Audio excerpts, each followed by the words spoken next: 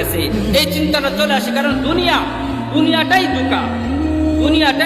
আল্লাহ তাআলা কুরআনে বলেছেন, ওয়ামাল হায়াতুদ দুনিয়া ইল্লা মাতাউল গুরুর। এই দুনিয়ার জিন্দেগি পুরাটা ধোঁকা ছাড়া আর কিছুই না।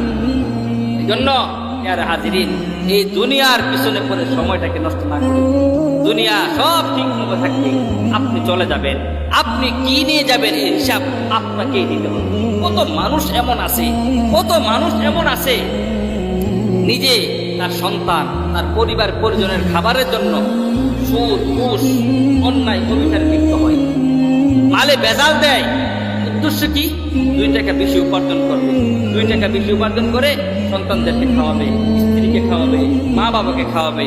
অথচ সে যখন কবরে যাবে, এই সন্তান এই টাকা, হারাম টাকার জবাবদিহি সন্তান করবে না, এই হারাম টাকার জবাবদিহি মা বাবা করবে না, এই হারাম টাকার জবাবদিহি স্ত্রী করবে না, সে নিজেই করতে হবে।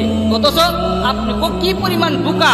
আপনি নিজে হারাম উপার্জন করলেন, সন্তানদেরকে খাওয়াইলেন, স্ত্রীকে খাওয়াইলেন, মা বাবাকে খাওয়াইলেন, আর কবরে গিয়ে নিজে এর শাস্তি ভোগ করলেন। এর থেকে বোকা পৃথিবীতে আর কেউ হইতে পারে না।